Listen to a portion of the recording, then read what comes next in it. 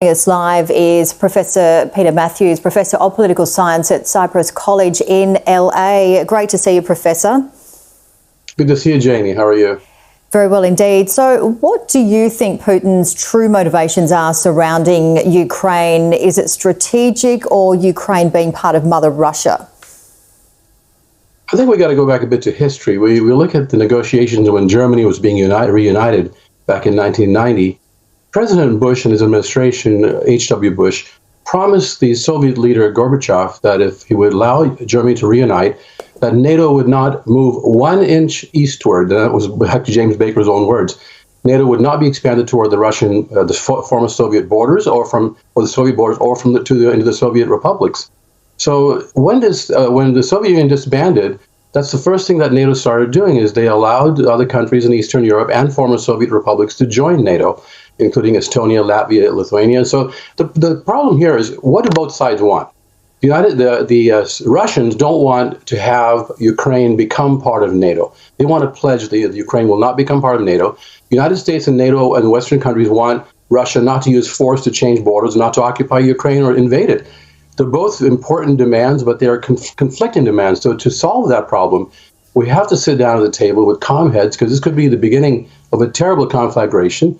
Both World War I and World War II started with European miscalculation, conflagrations with Hitler and others, and yet you want something like this could happen and explode into a terrible situation. So you have to sit down and say, look, we can guarantee that Ukraine will be neutral, it will be independent, no interference from Russia in any way, and then the NATO will agree not to expand into and take in Ukraine as part of its alliance. Those kinds of things can be reached if people would just have cool heads or negotiating this. And yeah, well, calm heads is the way to go, isn't it? And if Ukraine was part of NATO, what do you envisage?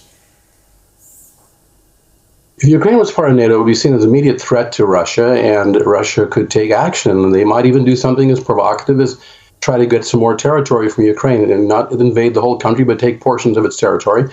And that would be disastrous, because the United States would react, NATO would react, and it could erupt into a terrible, terrible shooting match. And we've got two sides with nuclear weapons. I do believe that we have to sit down and look at the history of this, look at what the concerns of both sides are, and both sides have to agree to a certain amount of concerns each side has, and to settle it, because the whole world is watching, and it could draw us into another World War III. That's how dangerous we are at this point. Let's talk about US President Joe Biden marking his 1 year in office. The polls are showing poor ratings, and certainly it's the lowest level of his presidency so far. Yes, his approval ratings are at 43%, which is the lowest of his presidency. But it's actually 5 points higher than what President Trump's, but that's nothing to brag about. So, yes, Biden has to do something to get his program moving. He's been stymied in several of his major attempts to get things done, like the Build Back Better plan. He did get through the rescue plan at the beginning and the infrastructure bipartisan bill, but he can't rest on his laurels, because he also got this major COVID situation, which has swept the United States, swept California, where I live, and there are far more hospitalizations now, 150,000 hospitalizations daily. There's 1,500 deaths daily. Those are huge numbers, approaching what we had last winter. So President Biden is unpopular to some extent, more than he was at the beginning of his presidency. He was very popular because he hasn't accomplished his full goals, or most of them actually, in economics and also the COVID crisis. So he has to move forward on that and somehow get the public behind him on it.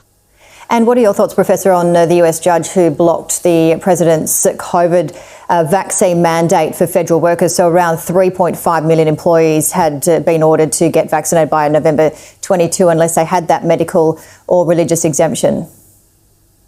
This followed on the heels of the Supreme Court decision a few days ago blocking President Biden's mandate through the OSHA, the Occupational Health and Safety Administration, through them to require vaccination of any employers who have employees of 100 and more.